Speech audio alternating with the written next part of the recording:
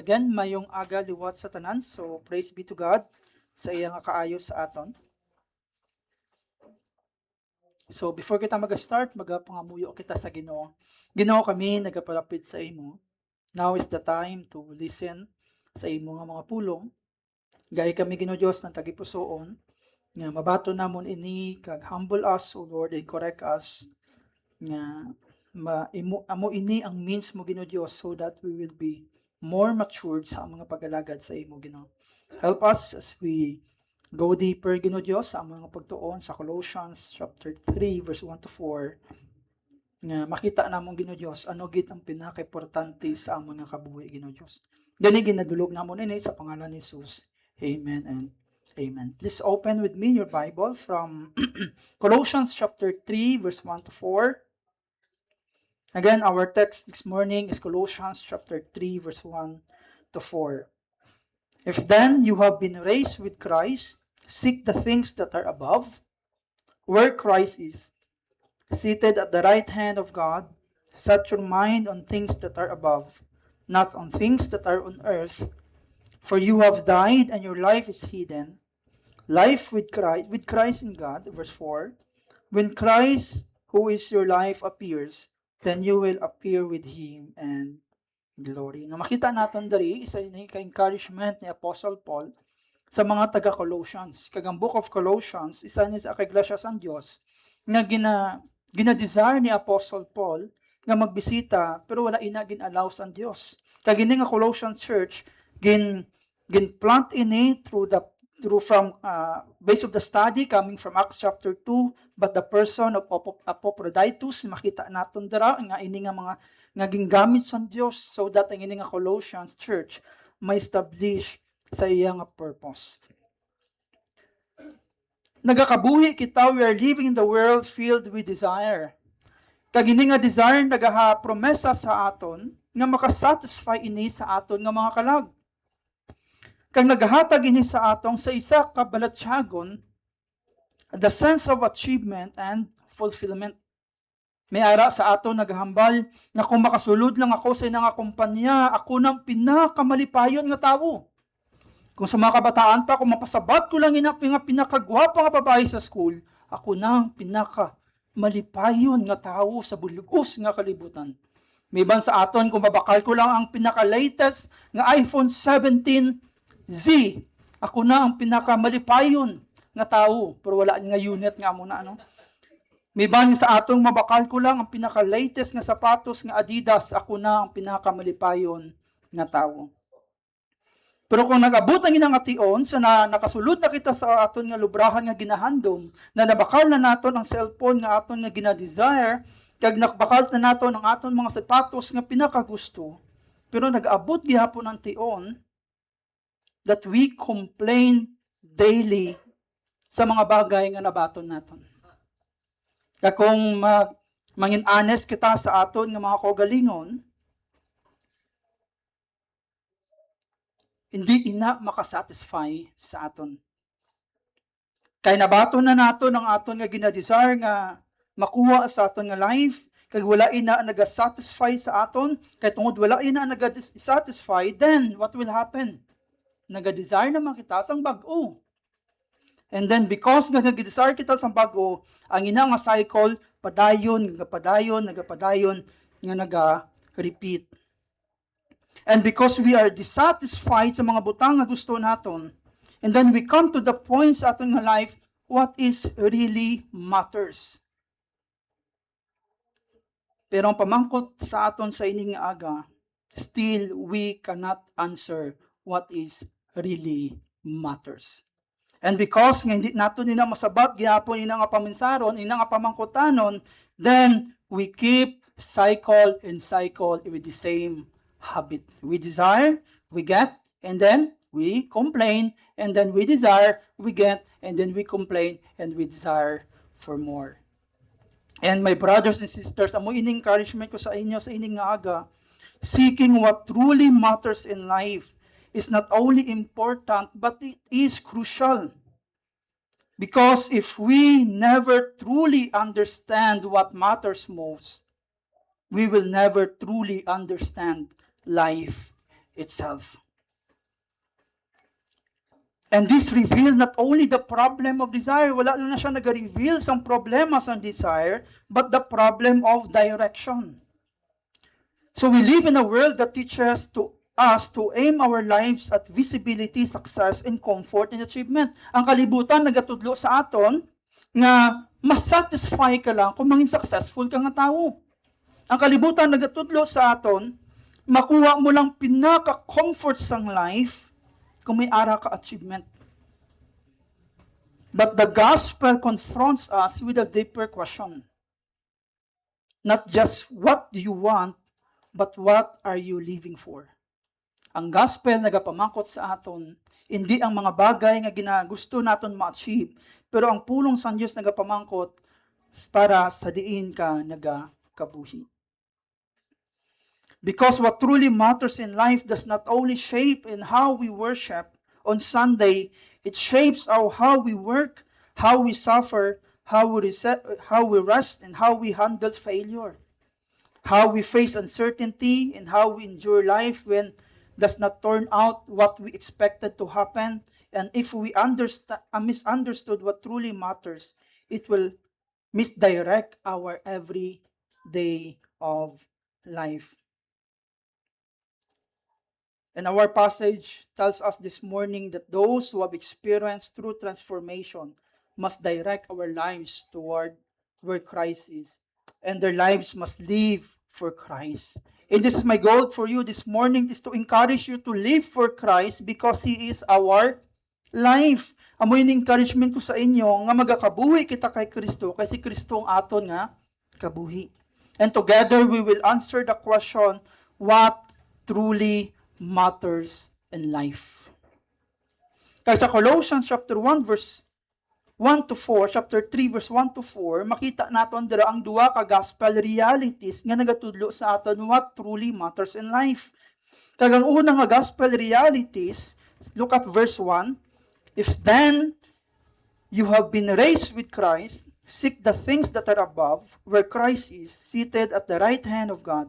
Set your minds on things that are above, not on the things that are on earth.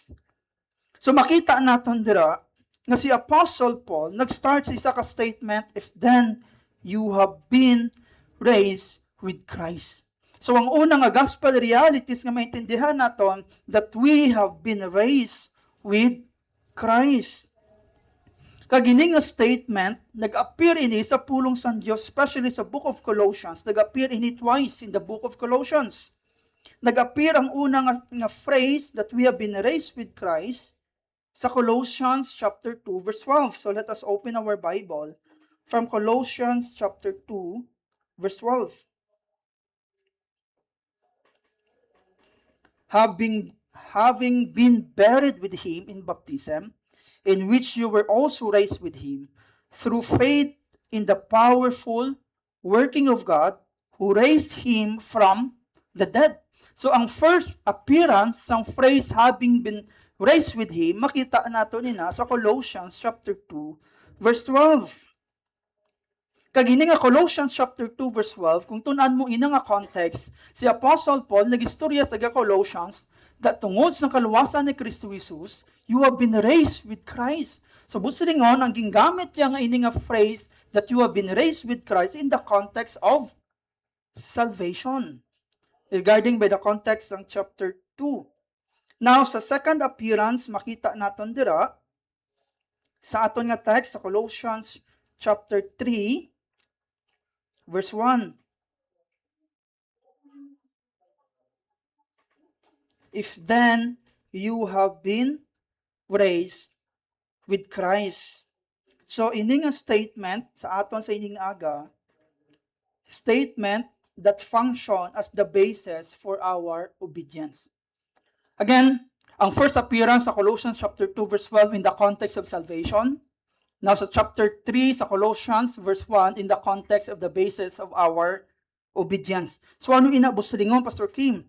Does it mean that Apostle Paul, nagatudlo si Apostle Paul sa duwa ka different ideas sa different chapters? No. So, paano natin explain nga ang una nga context sa chapter 2, nag-explain siya sa context ng kaluwasan, kang chapter 3, nagatudlo siya in the context of obedience. But on, it means that the same resurrection we have received through faith in Christ by the powerful working of God is now the very foundation of our Christian life. So the resurrection that unites us to Christ and brought us to life is the same resurrection power that now directs how we live. So in other words, Paul moves from salvation accomplished in chapter 2 to obedience empowered in chapter 3. So buso ningon nagatudlo si Apostle Paul nga sa ang the same nga resurrection power nga naghatag sa inyo sang bag-o nga kabuhi is the same resurrection power nga maga-empower sa inyo sa pagkabuhi nga pagsunod sa kay Kristo Jesus. So buso ningon that the same resurrection power ang nagatudlo sa aton on how to obey our Lord Jesus Christ. So the gospel that raised us from spiritual death now calls us to seek the things that are above. So this means that being raised with Christ redefines our how we live in ordinary of life. Kang ini nga gospel nag-reshape sa aton papaano kita magtrabaho, not as people trying to prove sa aton nga worth, but as people who have already life in Christ. And take note sang verses 1 to 2, may makita kita dira sang duwa ka idea nga makatudlo sa aton sa nga passage. Una gatudlo ina sa aton sang gospel truth and the gospel demands. Makita naton dira sa verses 1 to 2. Ano ang gospel truth nga makita naton dira from verses 1? Una, ang truth nga makita naton dira, if then you have raised with Christ, that is the gospel truth nga makita naton. Kag ano ang ginatudlo sang gospel truth? Ano ang ginademand sa ini nga gospel truth? It demands that we seek the things that are above, where Christ is seated at the right hand of God. Again, sa verses 1 and 2, nagatudlo sa aton sang gospel truth and the gospel demands. So makita naton inaagihapon throughout sang teaching ni Apostle Paul, si Apostle Paul nagatudlo sang gospel truth and the gospel demands. So buso ningon, si Apostle Paul wala na siya nagatudlo sang kamatuoran, kundi ini nga kamatuoran nagaproduce ini sa kabuhi nga matarong. So that is why ang gospel truth nga makita naton dira, we have been raised with Christ. Kag ini nga kamatuoran nagatudlo sa aton that we need to seek the things that are above, where Christ is seated at the right hand of God. Verse 2, set your minds on things that are above, not on the things that are on earth. So amuin ang ginademands sang gospel truth. So pamangkot sa naton sa ining aga, why do we need to seek and set our minds on things that are above? Nga akinanglanon naton nga tibaluon ng mga bagay nga kung ano ang ara sa heavenly things. The answer, makita naton dira sa text. Look at verse 1. Where Christ is seated at the right hand of God. So nagapakita ini nga kinahanglan naton isik ang atong pangunahuna sa heavenly things, to set our minds to the heavenly above, because that's the purpose, because Christ is seated at the right hand of God. So this shows the very reason why we are called to put our lives into obedience based on the resurrection power we have received through faith. The very purpose is that we grow more and more into the likeness of Christ, because Christ is alive, reigning. Our focus on the things above aligns us with Him and shapes our hearts and lives according to His example. So the main reason nga kinahanglan naton to set our minds on things above and seek the things that are above, because Christ is seated at the right hand of God. So in other words, seeking the things above is not just a duty. It is the practical outworking of the power of our daily lives. Nung pamangkot naton sa ining aga, Pastor Kim, you mention always the things above. So ano ina mga bagay ang things above? Again, si Apostle Paul, wala siya nagatudlo sa aton sang mga idea nga hindi naton maintindihan. Si Apostle Paul nagatudlo gihapon sa aton sang simple nga mga bagay.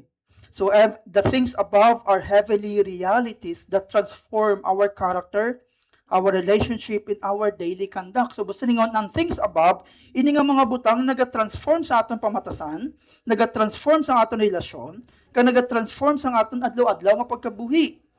Now in chapter 3 makita naton dira ano ina ang mga bagay nga panglangit nun nga mga butang. Now look at your Bible from verses 5 to 17.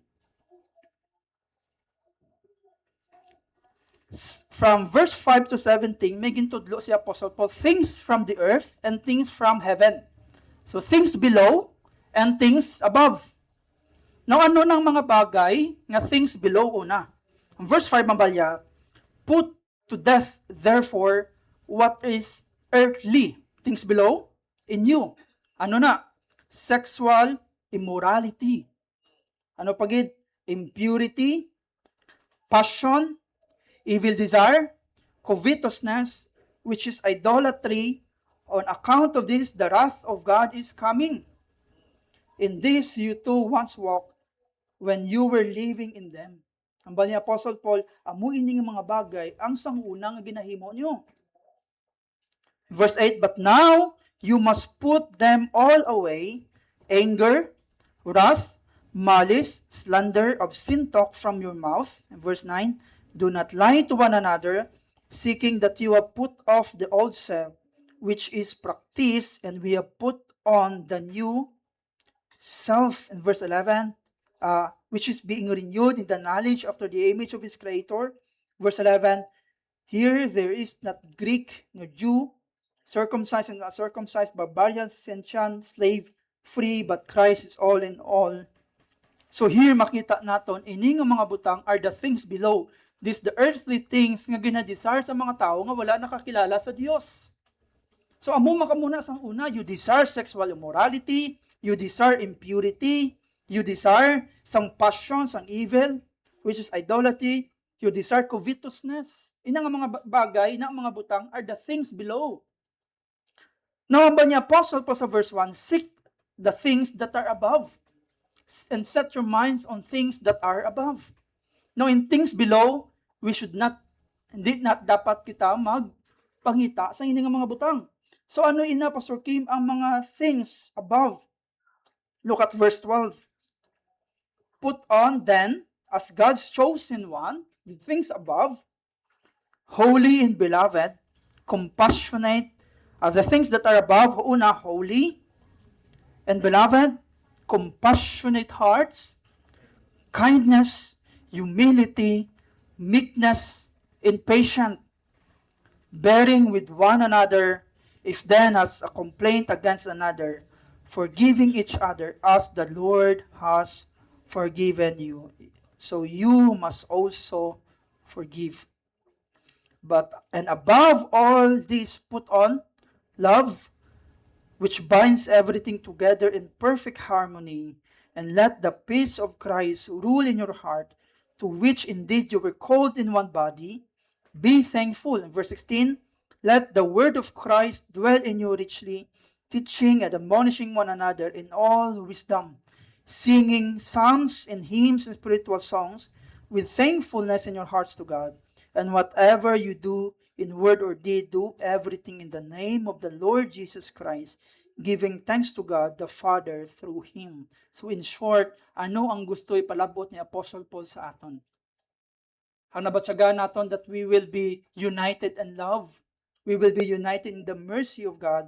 We admonish and encourage another. Ano ina nga place nga ginatalana ni Apostle Paul sa aton? That's the very place of heaven na ginapakita ni Apostle Paul. That in heaven, you will never experience persecution. That in heaven, you will experience the grace of God. And in heaven, you will experience the true reign of Christ in the hearts of men to those who believe in Him. So busringon diri naton makita nga ang humility, meekness, and patience are the heavenly things. The compassionate hearts, the kindness are the things that are above that we need to seek in our lives. So imagineon mo, sa sulod sang iglesia, tanan nga mga members ng church are compassionate. So imagineon mo, ang tanan nga iglesia o tanan nga members sa iglesia are kind and humble. Meek, patience, bearing with one another. Kag ang ilang nga tagipusoon gina-satisfy sa knowledge ni Kristo Jesus. Now, kung ini nga mga bagay nga experience naton sa sulod nga iglesia, then what will you experience? You will experience like that you are in heaven. Harabla ang point, damo kita tuod weaknesses. Damo kita tuod kapalpakan. Damo kita tuod need immature sa life naton. Pero may someone nga nag-encourage sa aton. Sige lang, all of us are weaknesses. All of us may mga weaknesses, but Christ must be glorified sa aton. Kasi sa pagtuon ko na sa word nga compassion, ang word nga compassion are composed with two Latin words. The word com and the word passio. Nung na-intriga ako sa ini nga word because sometimes ginagamit na lang ang word nga compassion kay tungod sa understanding naton sa English word. So ang word nga com wins in the English word is with. And the word nga passio is the word suffering. So kung pudon mo, you suffer with. So gusto ringon, kung isa ka member sa simbahan, he's suffering with pain sa iyang marriage life. Kung isa ka member naton naga-suffer sa tanan nga persecution sa iyang family, you are compassionate. Gusto ringon, you are suffering with them. Kaupod mo sila sa pagsakripisyo, sa pag-alagad sa Ginoo. So that is why ginipresent ni Apostle Paul ang mga butang sa langit, sa mga butang diri sa earth, ang mga things below, ang mga sinful behaviors, ang atong mga sexual immorality, impurity, mga lust, kailangan naton nga hindi na naton nila pag-practice because we receive the resurrection power of Christ. Now that because we receive the resurrection power of Christ, i-apply naton, i-desire naton ang mga heavenly things. Compassion, humility, kindness, meek, patient, bearing with one another. So that is why in verse 12, ang akong question, compassionate bala kita? Are we kind to our one another? Are we humble enough to admit sang aton nga mga weaknesses? Are we meek bala kita? Are we patient sa aton nga mga brothers and sisters nga makita naton ang ilang immaturity? Basi kita pang una nag-judge sa ila. Are we bearing with one another? Are we forgiving? Are we loving? Kagang ang peace bala ni Christ nag-rule sa aton mga tagipusoon? Kung ini nga mga bagay wala nag-rule sa aton, then we are not seeking the things above. We are seeking the things below. The anger, the hatred, the malice, the slander, the obscene talk, lying.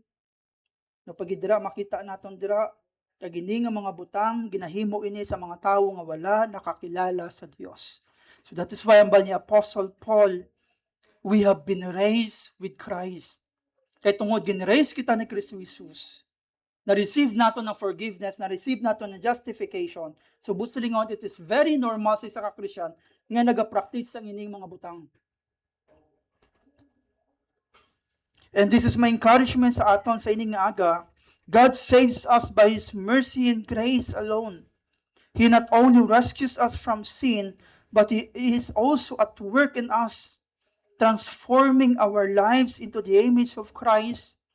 That image now lives in us because we are united with Him. So ini nga bag-o nga kabuhi nga nagatawag sa aton kag nagakuman to pursue what glorifies God, what is shaped by the gospel, and what advances kingdom, because Christ lives in us. Our desire, priorities, The way of living are no longer the same. We now seek the things above, not to earn salvation, but as the grateful response of hearts that have been made new in Christ. So today is 18, January 18. Ara na kita sa 18 days ang ato nga bag-o nga tuig. Kag wala kita kay balo kung ano ang mga challenges naman sa ini nga tuig nga ato natubangon. We don't know the circumstances. We don't know the struggles nga aton patubangon.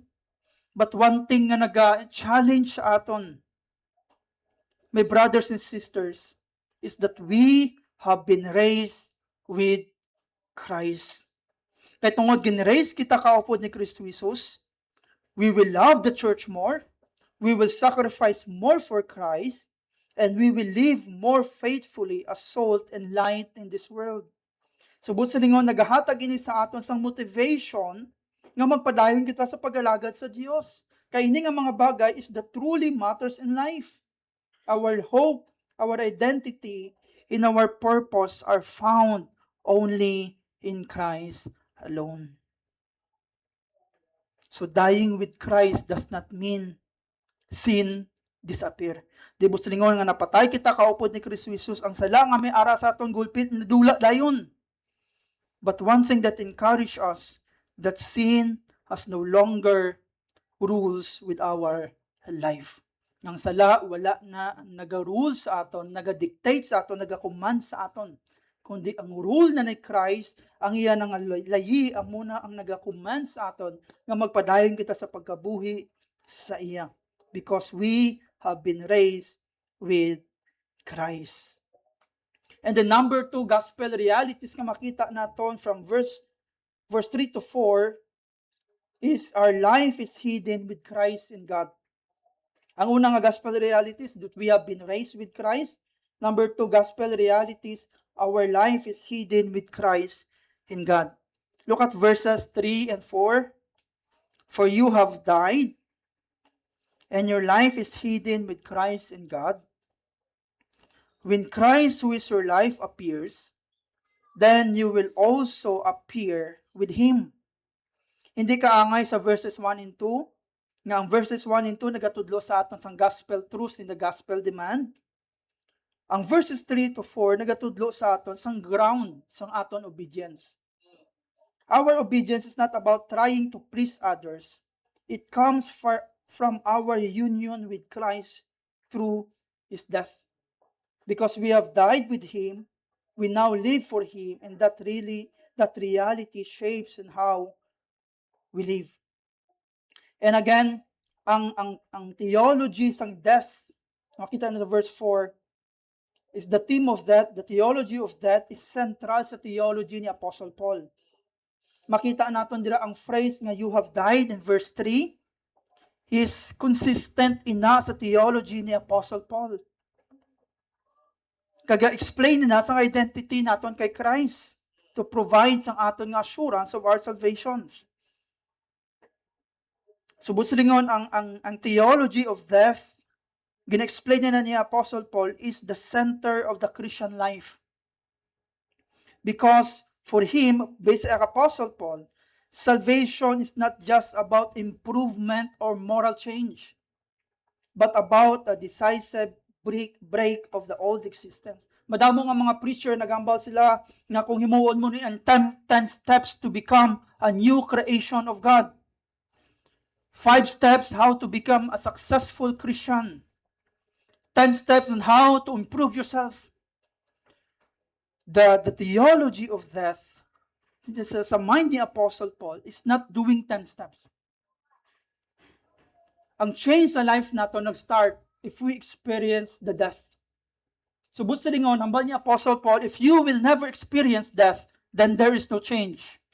Biskan ano pa naka 10 steps na taagyan mo, biskan ano pa naka mga foundational class nga maagyan naton sa church, 10 steps, 7 ways, 7 means, undi ina matabo if we will never experience the death.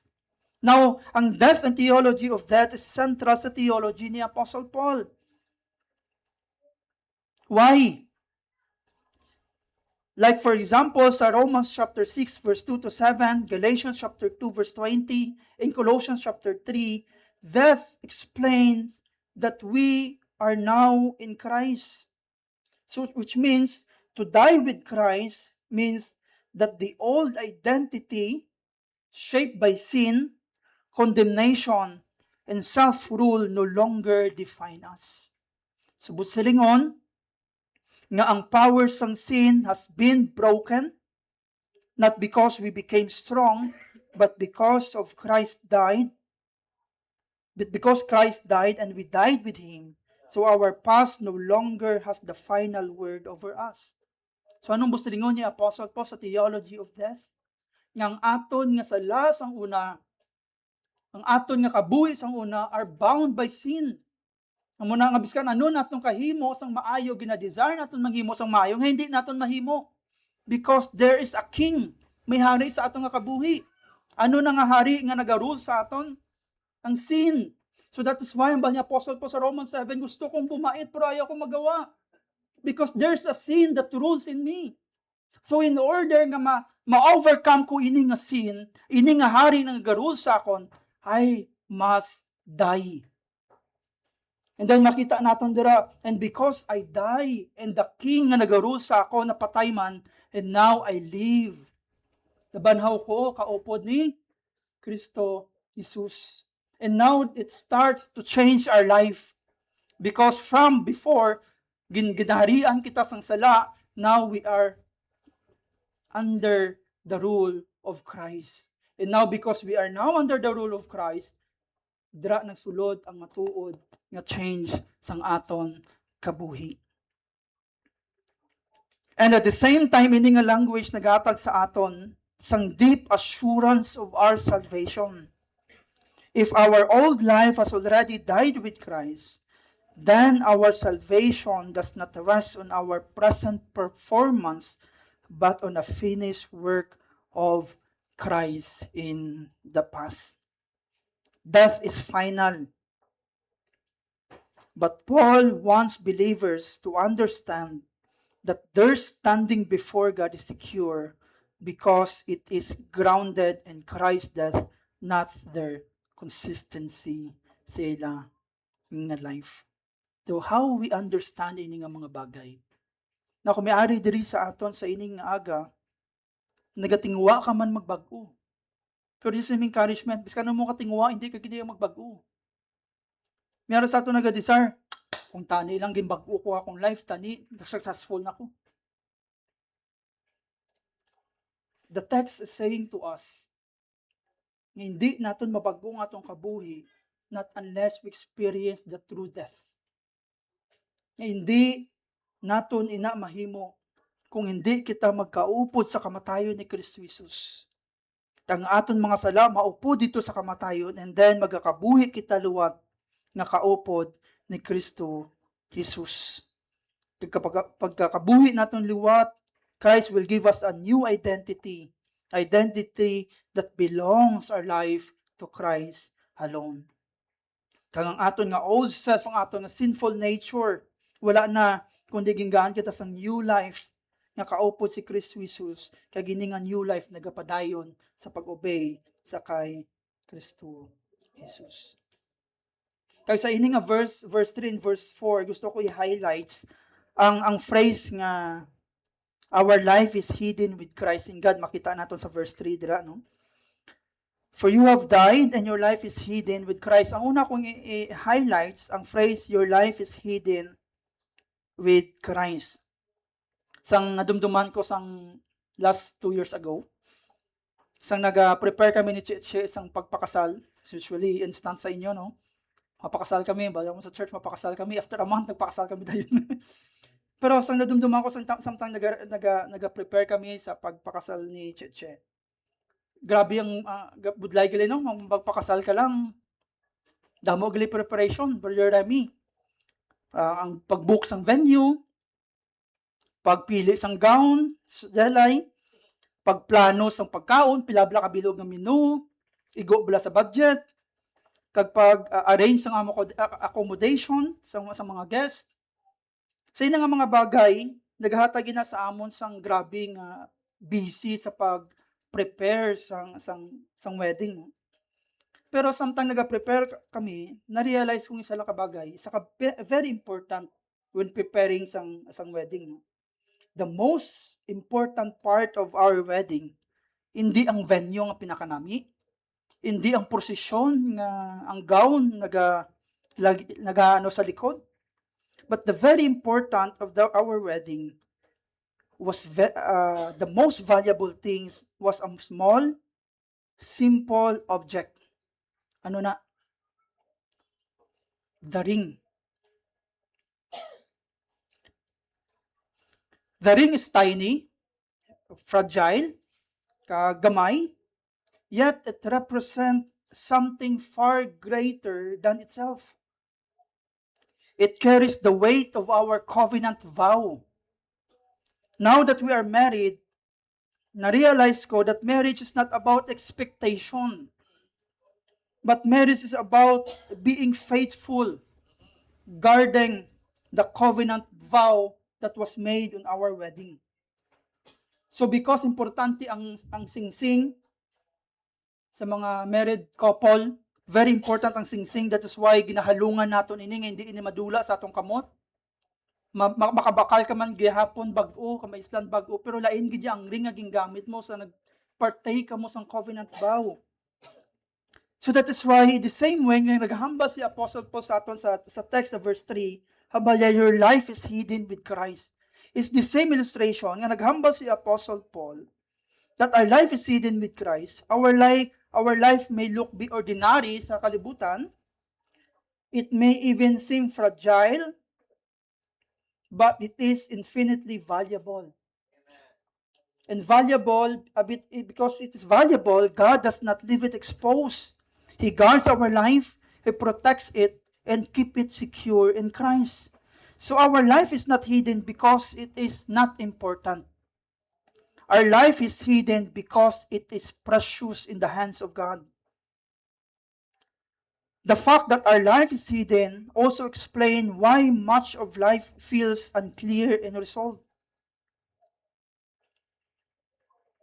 And remember the words of our Lord Jesus Christ when He speaks about our security. Remember from John chapter 6 verse 37 to 39, all the Father gives me will come to me, and whoever comes to me, I will never cast. Kung sino kuno ang ginpadala sang amay sa iya, batunon ni Kristo Jesus, kag hindi iya pag-reject. For I have come down from heaven, not to do my will, but the will of Him who sent me. And this is the will of Him who sent me, that I should lose nothing of all that He had given me, but to raise it up to the last day. Now take note the words, I should not lose nothing of all that He has given me. And also from John chapter 10, verse 28 to 29, Jesus Christ, gave them eternal life, that they will never perish. No one will snatch them out of my hand. My Father, who has given them to me, is greater than all, and no one is able to snatch them out of my Father's hand. And now, my brothers and sisters, our life, ang kabuhi naton kisa problematic. Ang life naton kisa chaotic at confusing. At times wala kita kabalo kundi kita pakadto. Isang life do wala point. But this is my encouragement sa aton tanan. Our life is precious to God. It is precious because from the very beginning, God, according to His sovereign knowledge and grace, nangin subject kita sa iya pagigugma. Hindi makita worthy sa inang love. Kay tungod kita nga tao makasasala, we are guilty and we are doomed to eternal judgment. But yet, God in His great of His mercy, He sent His Son to stand in our place. Jesus Christ, who knew no sin, became sin for us. He willingly took upon Himself the role of substitute. Naglakat siya sang dalan sa pag-antos kag kamatayon, gindala niya ang cross pakadto sa Calvary, ginkoronahan siya sang mga tunok, kag gimpers niya ang ining mga tunok sa iya nga mga sa iya nga ulo, ang iya nga body nag-angkon sa malinlain nga mga sakit. He was nailed to the cross and endured pain. But the greatest suffering was not physical. Ang pinaka-greatest suffering nga naangkon ni Kristo Jesus, hindi ang pag-suffer niya sa iyang lawas, but the greatest suffering that Christ experienced is the abandonment of his Father. By crying, my God, why have you forsaken me? The Son of God experienced abandonment so that sinners like us would never be abandoned by God. Yes. Christ endured all of this so that those who have sinned and fall short of the glory of God might be redeemed. We are unworthy sinners. Naging bakal lamang sang dugo ni Kristo Jesus. Amen. He sacrificed, He suffered the greatest abandonment of history for the purpose that we will never be abandoned by His Father. That is why our life is precious to God. This is why our life is secured. It is hidden with Christ and God. Gagamuin ning aton identity. Ang kalibutan maga-define sa aton sa mga linlain nga pag-define. Grabe ang pagrampan subong sang pag-push nila sang linlain nga mga gender. The world may define us, but God has already identified us as His own. True obedience happen only when we understand who we are in God. Again, true obedience only happens when we truly understand who we are in God. And brothers and sisters, we must be careful. There are many voices, many preachers available online. Madamo nga mga manugwali sa Facebook, sa YouTube, nga available nga pwede natin ma-access. Kagkadaman sa ila, nagatudlo, nga mabaton mo ang blessings ng Diyos pamaagi sa pag-obey. Nga as if ang relational nila sa Diyos, transactional relationship. Anong inabos rin sa transactional relationship, Pastor Kim? Nga kung ako mangin matutom, the Lord will bless me. Nga kung hindi ako matutom, then the Lord will not bless me. Nga daw transaction sila sa Diyos, pamaagi sa ilang obedience, then that's the basis of God, nga i-bless sila. So that is why ang Christianity subong daw transactional relationship na lang. That is not based on grace of God. And this is my warning sa aton. We don't obey God because we want blessing. We obey God because we already received the blessings of God. And what is that blessing? The blessings of salvation.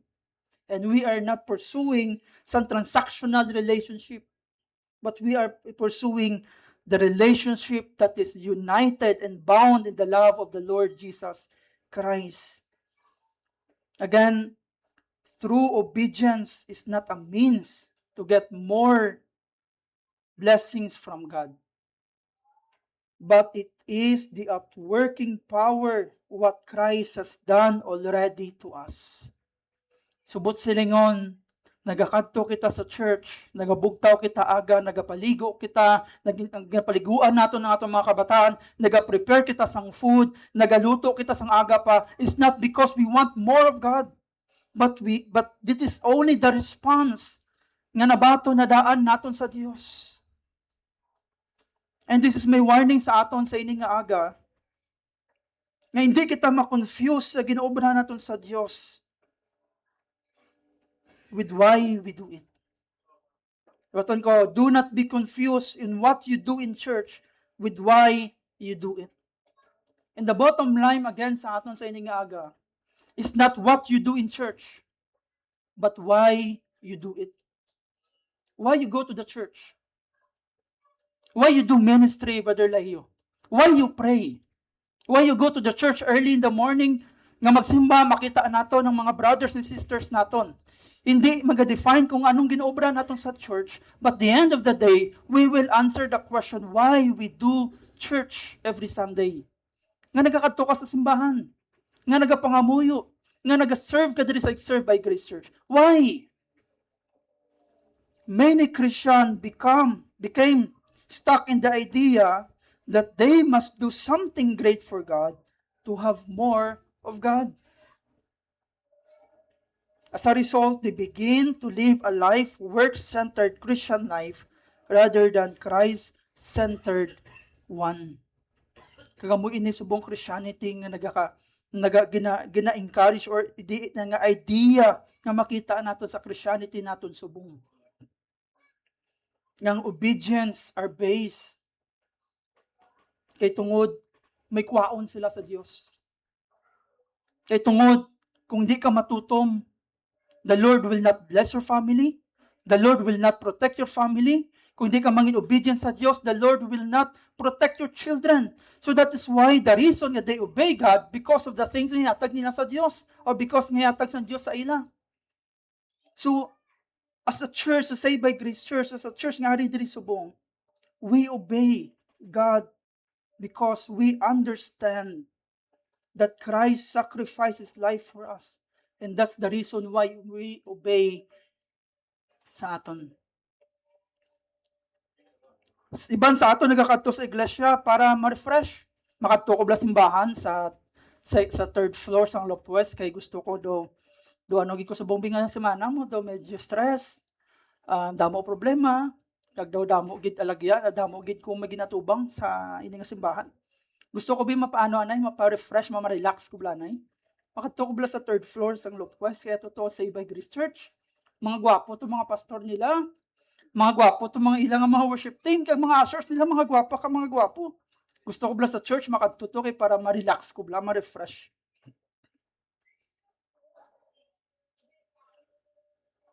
Damo sa ato nag-serve sa music, sa ushering, sa children ministry, kag iban pa nga role sa simbahan. Hindi tungod out of gospel, but because we encouraged to be obligated, we are pressured and afraid na kung hindi naton imuon ang ini nga mga bagay, we are already unbeliever. Subot siringon, nagakadto kita sa church o nagakadto kita sa iglesia because is the response only that we have received from the gospel. Over time, obedience become duty without delight, service without assurance, and ministry without rest. So, matandaan naton padayon. The true obedience flows from identity, not insecurity. We will not obey to earn God's love. Wala kita nag-obey para higugmaon kita sa Dios. We obey because we are already loved in Christ. Nag-obey kita sa kay Kristo Jesus because na-receive na nato ng iyang pagigugma.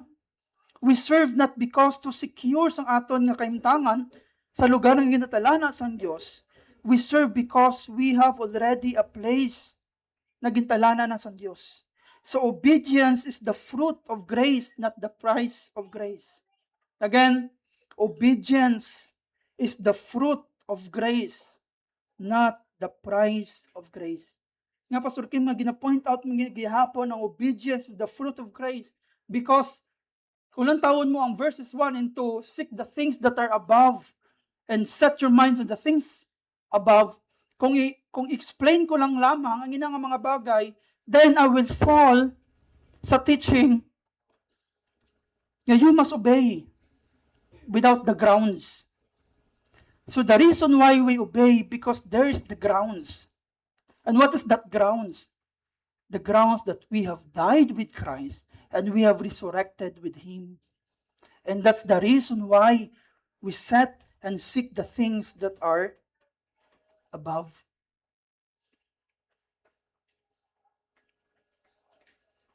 And number 2 nga phrase nga gusto ko i-highlight sa aton sa ining aga.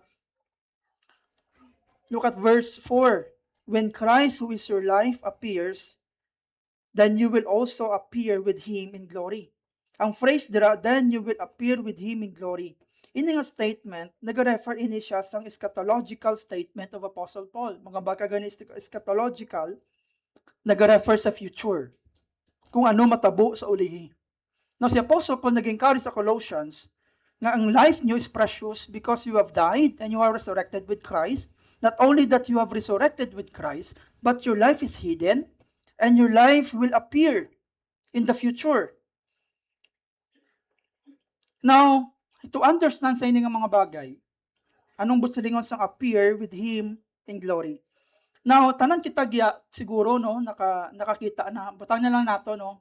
Sino sa aton diri nga kadto sa Unisilver? No bakal kita sang silver siyempre no.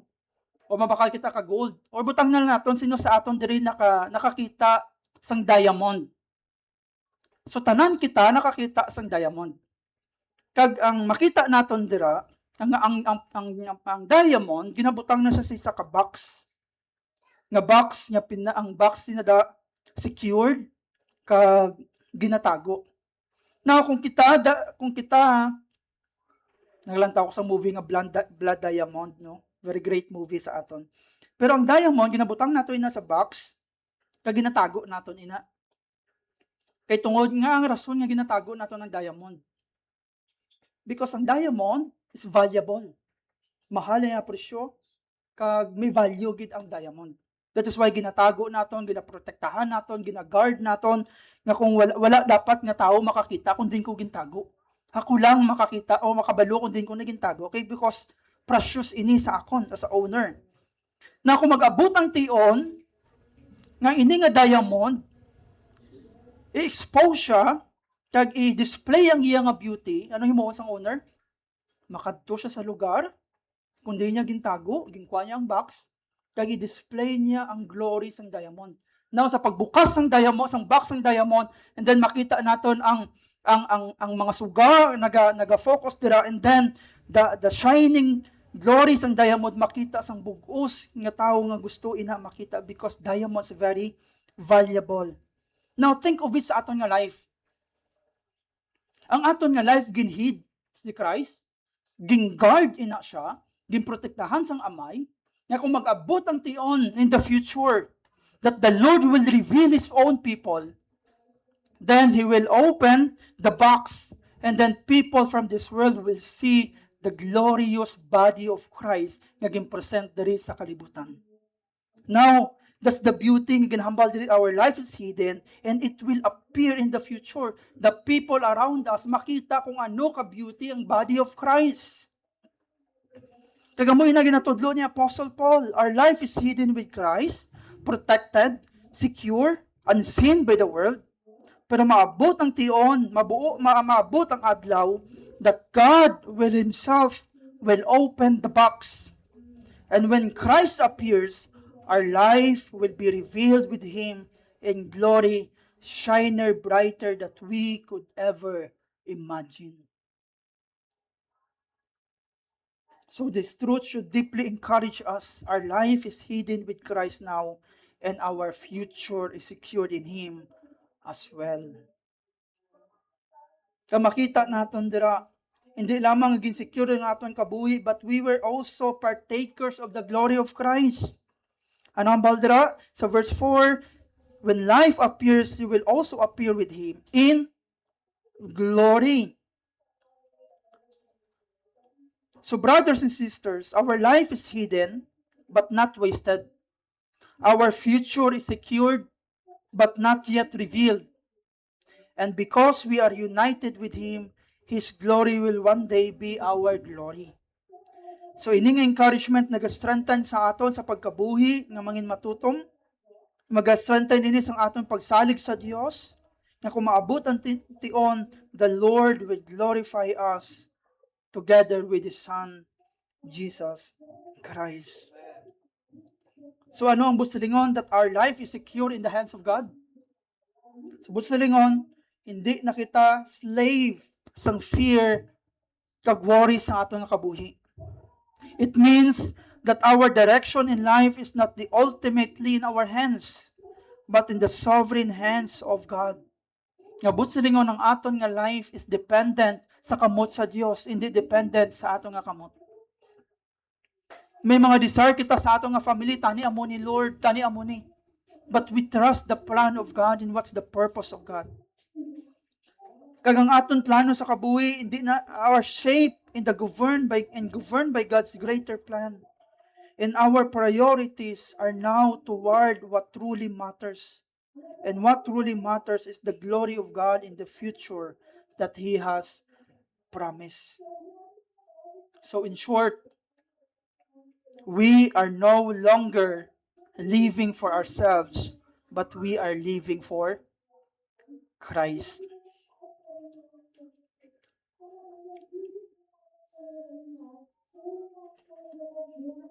And then sa movie ni C.S. Lewis, sa title sa Voyage of the Dawn Treader, si Lucy namangkot kay Aslan. Si Aslan, lion. Namangkot si Lucy kay Aslan. Kung makabalik pa bala si Lucy sa lugar, dito sa Narnia, ang sabat ni Aslan sa kay Lucy, "You shall meet me, Lucy. By knowing me here for a little while, may know me better there." Hambal ni Aslan, sigurado gid nga makita mo ako, Lucy. Ang imo pagkilala subong, gamay lang ang pagkilala mo sa akon. Pero maabot ng tion na kung magabalik ka na sa Narnia, you will know me better. It's the same principles that we can have sa aton sa ining nga aga. We know little of Christ. But the day will come that we will even know Christ greater nga we could imagine. We will one day be with Christ's glory, seeing Him face to face, experiencing joy and peace and delight beyond anything world can offer. So this my encouragement sa aton sa ining nga aga, remain faithful, love the church, love God's family, and hold fast to Christ. For the day is coming when all that is hidden will be revealed, and we will see our Savior face to face, rejoicing forever in His glory. And I will end sa ining aga by the phrase that our Lord Jesus Christ will come again like a lion. He will come in power and glory.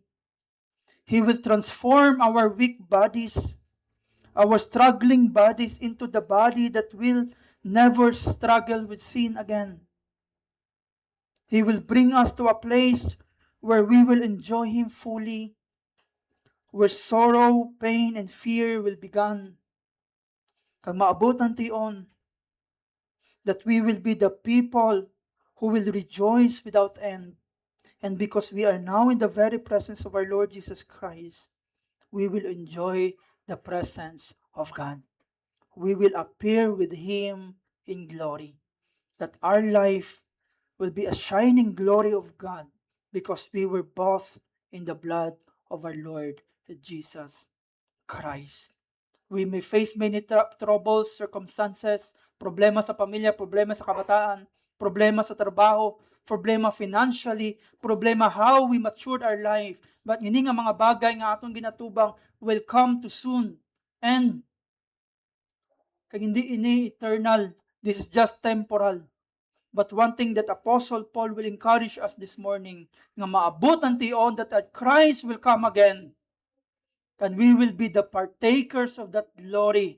Kag ang mga tao nga nagayuguta sa aton, mga tao nga wala kita gina-identify, and they will see the shining power of God manifesting sa aton.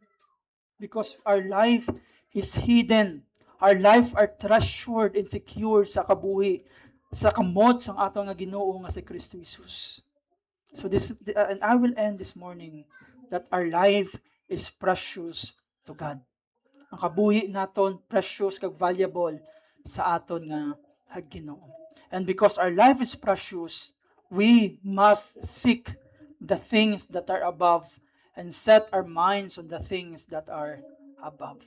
Seek humility, seek compassionate heart, seek kindness, seek loving one another. Maga-desire kita sa ining mga bagay, kay ining mga bagay are heavenly things that we will experience heaven samtang ari kita sa kalibutan because of the things na gintalana sa Dios sa aton. And let us pray sa ining aga. Ginoo, salamat sa imong kaayo. Our life is hidden and our life is secure, O Lord. Lord, damo kami worry sa life, damo kami gusto himuon. But Lord, expectation namon sometimes naga-disappoint sa amon.